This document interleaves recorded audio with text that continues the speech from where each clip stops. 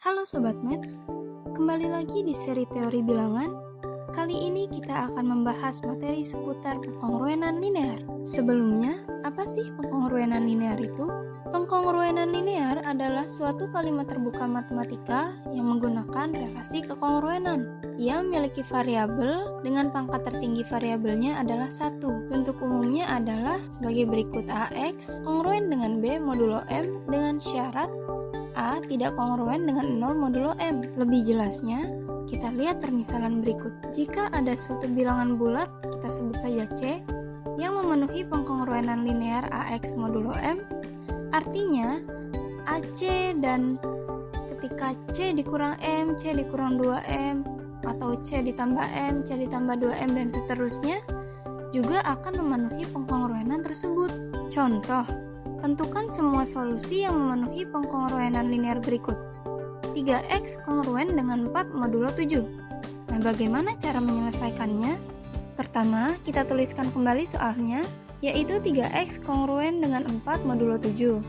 Kemudian, menggunakan sifat kekongruenan, kita tambahkan 4 dengan 7 menjadi 11, kemudian ditambahkan lagi menjadi 18, sehingga 3x kongruen dengan 18 modulo 7 bisa sama-sama kita bagi dengan 3 menjadi x kongruen dengan 6 modulo 7, atau jika diubah ke dalam bentuk definisi menjadi x sama dengan 6 ditambah 7k, dengan k adalah suatu bilangan bulat. Sekarang kita akan mencari k yang tepat untuk memenuhi solusi pengkongruenan tersebut. Kita akan mengambil k sama dengan 0, kemudian kita tambahkan 1 menjadi k sama dengan 1, dan k sama dengan min 1.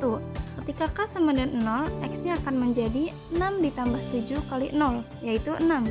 Ketika k sama dengan 1, x-nya akan menjadi 13, dan ketika k sama dengan min 1, x-nya akan menjadi negatif 1. Maka, didapatkanlah himpunan solusi penyelesaiannya, yaitu suatu bilangan di mana 6 ditambah 7 dikali k, dan k adalah bilangan bulat, dan himpunan bilangan dari min 8, min 1, 6, 13, 20, dan seterusnya. Ini juga menggunakan sifat pengkongruenan.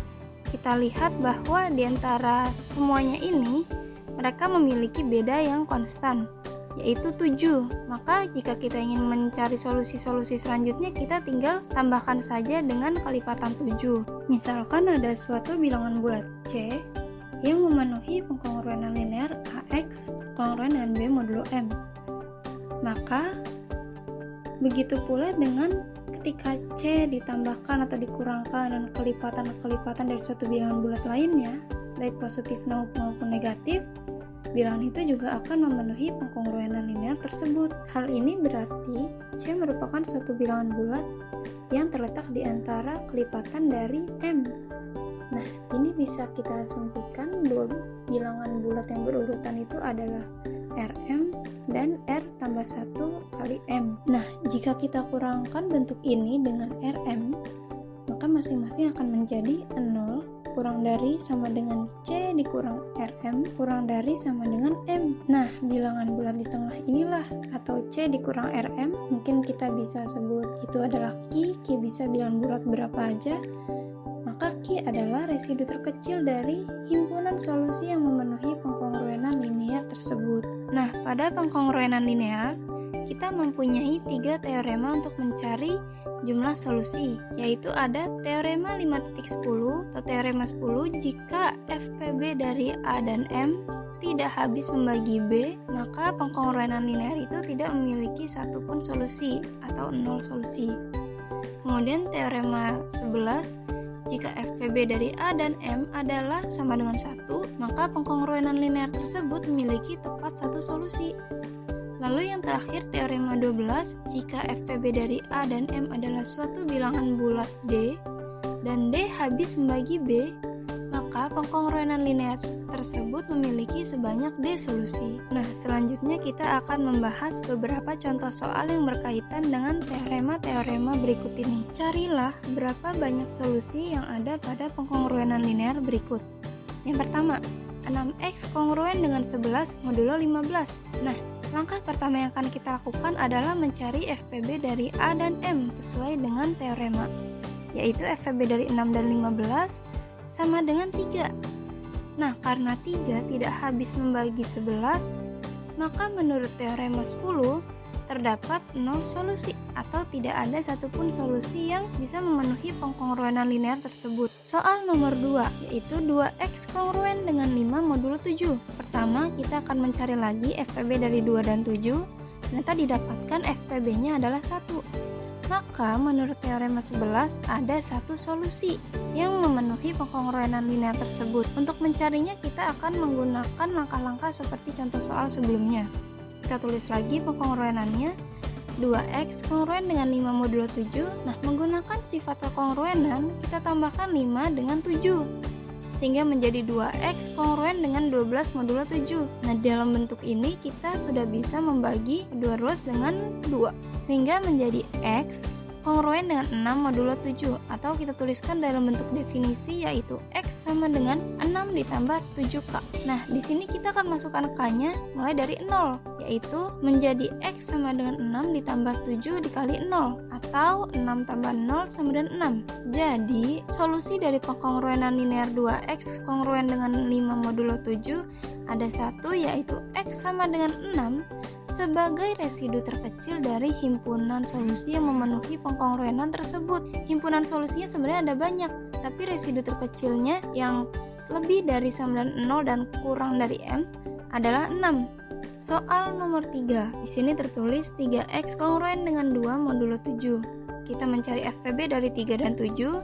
Ternyata adalah 1, maka menurut teorema 11 ada satu solusi. Untuk mencarinya seperti tadi, kita tuliskan kembali 3x kongruen dengan 2 modulo 7. 2 kita tambahkan dengan 7 menjadi 3x kongruen dengan 9 modulo 7. Dan kita bagi keduanya dengan 3 menjadi x kongruen dengan 3 modulo 7. Atau dalam bentuk definisi menjadi x sama dengan 3 ditambah 7k.